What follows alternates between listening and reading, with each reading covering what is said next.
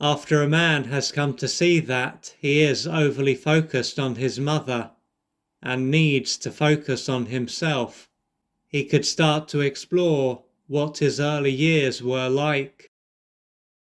What this will do is allow him to gain a deeper understanding of why he is behaving in this way. By doing this, he can soon find that how he behaves as an adult is a continuation of how he behaved as a boy. Many, many years will have passed, but that won't have had much of an impact on his behavior. Most likely, if he hadn't focused on his mother during this time, he would have suffered even more than he did. So, he might have been put down, harmed, rejected and/or isolated.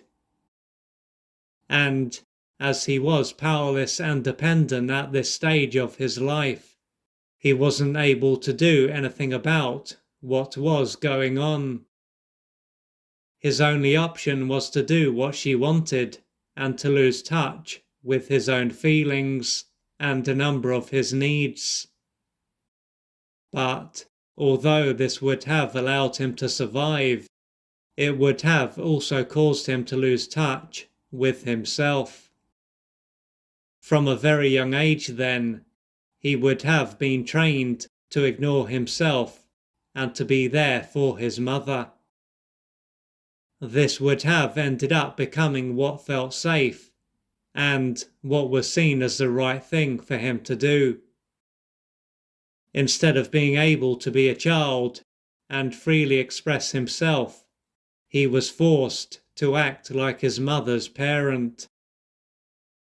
Naturally, this would have prevented him from receiving what he needed to go through each developmental stage. So now that he is an adult, he will be in a developmentally stunted state. It is for this reason that he won't just be able to change his life. He will have beliefs to question, pain to face and work through, and unmet developmental needs to experience.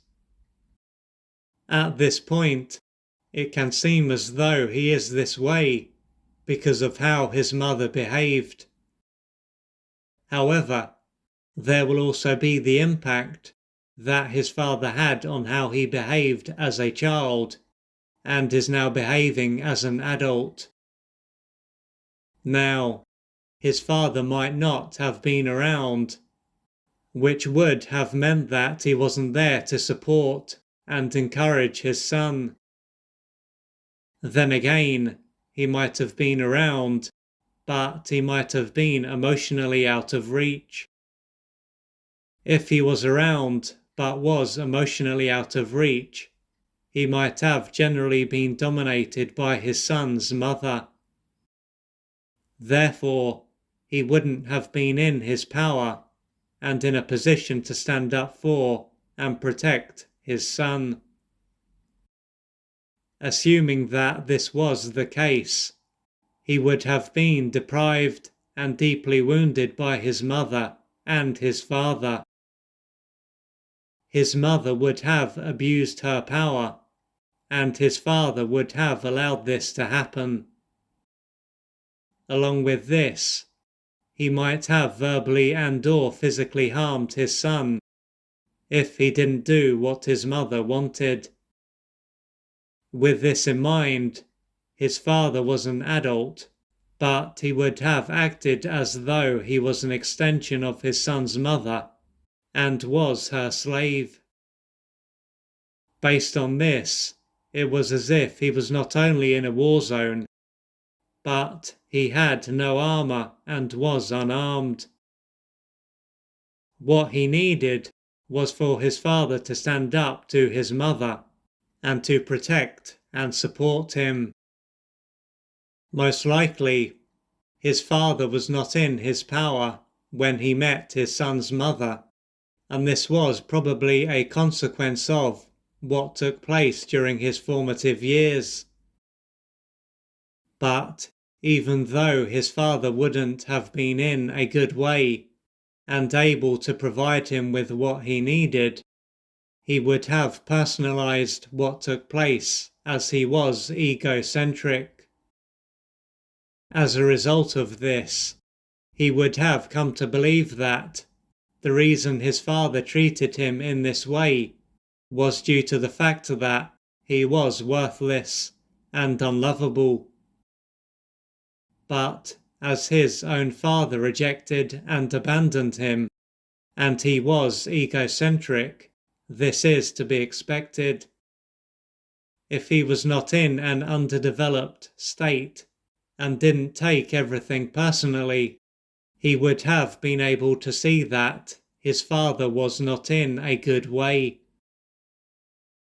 It would have been clear that his father was not an all-knowing and all-powerful God.